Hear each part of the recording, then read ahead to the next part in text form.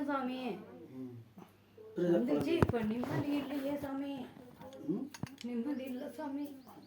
ஏன் நிம்மதி இல்லை?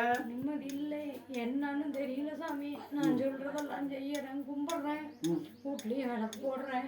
விளக்கு போட்டா போடுறேன் சாமி. கும்பிட்டா எல்லாம் போயிருமா?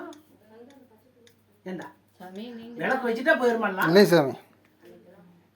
கும்பிடுறது ரைட்டு தான். சாமி கும்பிட்டா எல்லாம் போயிருமா தூர? பவா சாமி. ஏண்டா குழந்தை சாமி மண்ணால குறை இருக்குது, மனையால குறைகள் இருக்குது, சாமி பொன்னால குறைகள் இருக்குது, சாமி பூமியால குற்றங்கள் இருக்குது, சாமி திங்க உணவால குற்றங்கள் இருக்குது. சாமி இதெல்லாம் என் கர்மா, இத்தனை கர்மா வச்சுக்கிட்டு நான் விளக்கு வைக்கிறேன்னா விளக்கு எல்லாரும் தான் வைக்கிறா. ஏன்டா நீ விளக்கு வைக்கிறியா? எத்தனை விளக்கு வைக்கிற?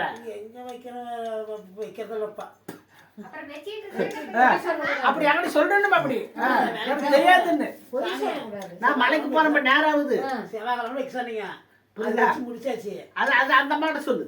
அப்புறம் இப்போ வைக்கிறதில்ல. அதான் கேட்டேன். புரியுதாம்மா சாமி குழந்தைய? சாமி நான் தான் அன்னைக்கே சொன்னல, போன மாசமே சாமி என்ன சொன்னேன்? சாமி எந்த ரோகத்துல வருதுன்னு சொல்ல முடியாது. சாமி மண்ணால துக்கங்கள் இருக்குது, மனையால மாற்றங்கள் இருக்குது, பொன்னால மாற்றங்கள் இருக்குது, தண்ணியால தப்புகள் இருக்குது.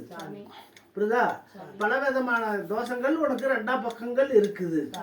தெப்பத்துல மிதக்கிற மாதிரி தான் நீ மிதந்துகிட்டு இருக்கணும். சாப்பிட நிம்மதி இருந்தாலும் சந்தோஷத்தை அறிய முடியாது அப்படின்னு சொன்னேன். சொன்ன இல்லையா? சாமி புரியுதா குழந்தைய?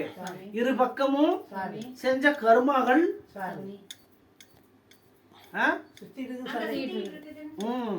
ஒரு தாரம் தான் சொல்லணும்னு சொன்னேன்.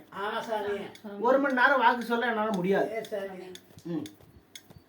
அதை எப்போ செய்யலாம்னு நீங்க சொல்லுங்க சாமி, செஞ்சு விடலாம்.